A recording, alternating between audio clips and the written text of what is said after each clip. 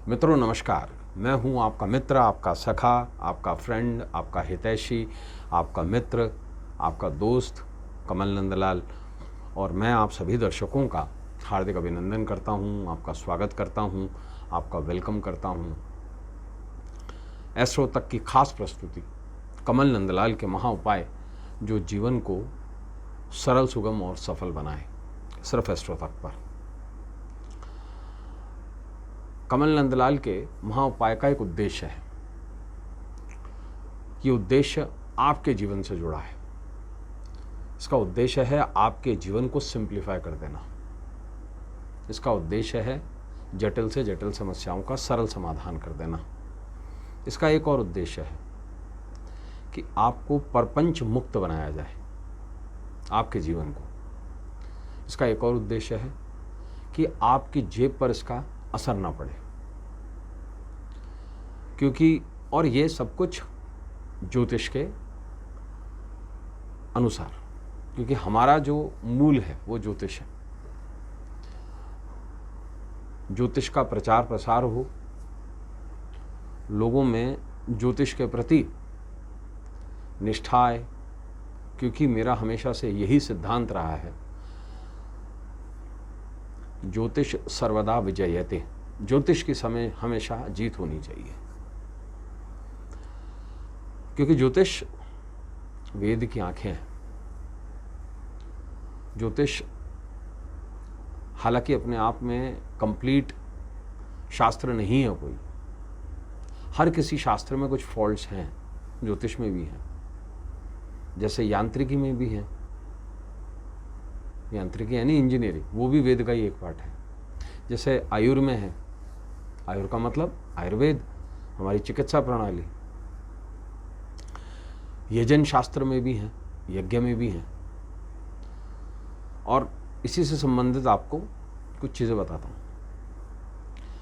आप अपने घर में हवन करवाते हैं तो पंडित जी से इतना पूछिएगा कि जिस दिन हवन हम करवा रहे हैं उस दिन अग्नि का वास कहाँ है, उस दिन कुंभ चक्र का वास कहाँ है। और मैं आपको आश्वस्त कर रहा हूँ, इन दोनों प्रश्नों का जवाब 99.9% लोगों को पता ही नहीं होता। और उनसे एक और चीज़ पूछिए, यजनकर्ता यानी कि जो हवन करवा रहा है उसका कूर्म चक्र में उसके नक्षत्र का क्या स्थान है, सर्वतो भद्र चक्र में उस दिन की क्या कंडीशन है, उसका जो मुहूर्त है वो कितने कालांश का आ रहा है। इन सभी बातों का पता ही नहीं होता। लोग सिर्फ ऊपर से तैरने का काम करते हैं, इन डेप्थ में जाता ही नहीं है कोई। यही रीज़न है वैदिक एस्ट्रोलॉजी बहुत ज़्यादा कैलकुलेटिव है, सबसे ज़्यादा एक्यूरेट है, लेकिन उसमें अध्ययन भी उतना ही ज़रूरी है। ऐसे केस में जब आप ये सब चीज़ें ना कर पाएं तो एक पैरेलल एस्ट्रोलॉजी तैयार हुई। और वो जो पैरेलल एस्ट्रोलॉजी है उसमें कई शास्त्र इन्वॉल्व हुए, आगम तंत्र, लाल किताब, अरुण संहिता, रुद्रामल तंत्र शास्त्र, कई ऐसी चीज़ें जो कालिका पुराण से ली गई, शावर शास्त्र है ना। इसके अलावा वनस्पति तंत्रोक्त शास्त्र, बहुत सारे शास्त्र हैं। ऐसे केस में जब बहुत सारी चीज़ें आप ना कर पाएँ, अब जैसे चतुर्मास के दौरान क्या विवाह हो सकते हैं? आप में से कई लोग जो उत्तर भारतीय कहेंगे नहीं हो सकते क्योंकि देव सोए हुए हैं।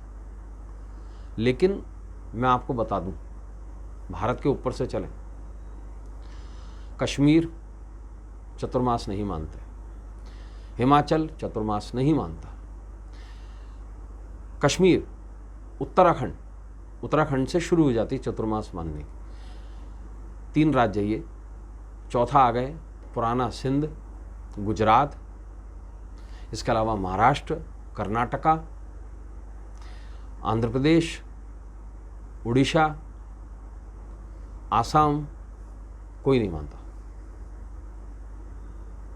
ये सिर्फ मिडलैंड इंडिया की मानती है, मध्य प्रदेश, राजस्थान, उत्तर प्रदेश, उत्तराखंड और कुछ पार्ट बंगाल का, जहाँ तक गंगा गिर रही है। साउदर्न ऑफ बंगाल में नहीं माना जाता। हर एक चीज़ का नियम है।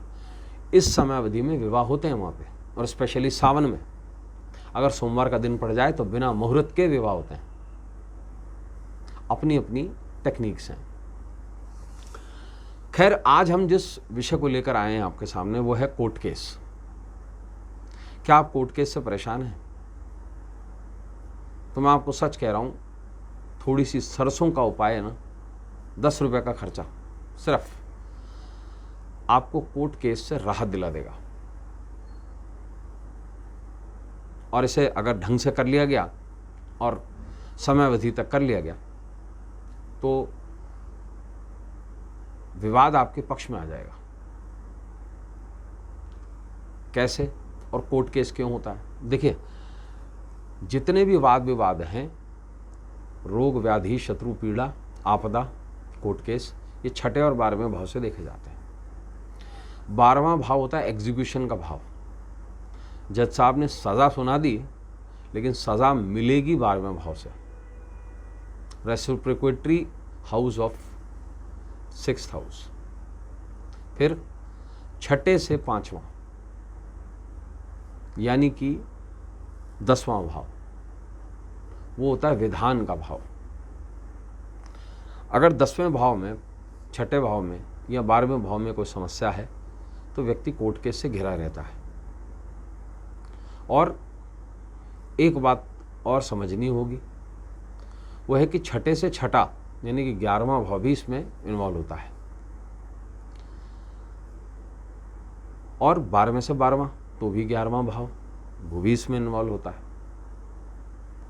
तो ऐसे केस में अगर 6ठे में, 10वें में, 11वें में और 12वें में, इन 4 भावों में कोई समस्या आ जाए तो व्यक्ति वाद विवाद से घिरता है, जिसके कारण वो कोर्ट केस उस पर चलते हैं। ऐसे में क्या करें? सरल तरीका क्या करें? देखिए, बहुत सीधा सिंपल।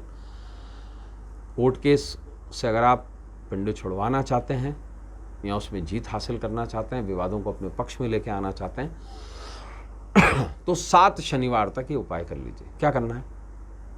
शिवालय जाना है और शिवलिंग के निमित्त बैठकर एक छोटे से हवन कुंड में, चाहे मिट्टी के जो पात्र होता है जिसमें धुनी करते हैं, उसमें गाय का कंडा, उसमें थोड़ा सा घी, पीली सरसों, सलई की धूप, ध्यान कर लीजिएगा, और नागर मोथा मिलाकर सिर्फ स्वाहा स्वाहा बोलते हुए हवन करते जाएं। और मन ही मन में देवादिदेव महादेव से कहें कि महादेव, आप तो न्यायाधीश हैं जो जगत के, उनके भी गुरु हैं, मतलब संसार के सार आप ही हैं। तो ऐसे में ये कोर्ट केस मेरे पक्ष में लाइए। आश्वस्त कर रहा हूँ आपको, अगर आप सच्चे हैं तो निश्चित रूप से कोर्ट केस आपके पक्ष में आएगा। तो दोस्तों, आज के लिए बस इतना ही। कल आपसे फिर मुलाकात होगी। इजाजत दीजिए। नमस्कार, नमः शिवाय। अगर आप मुझसे जुड़ करके अपनी समस्याओं का समाधान चाहते हैं और चाहते हैं कि आपकी समस्याओं को ज्योतिष के माध्यम से सुलझाया जाए, तो आप हमसे संपर्क कर सकते हैं, जुड़ सकते हैं एस्ट्रो तक पर।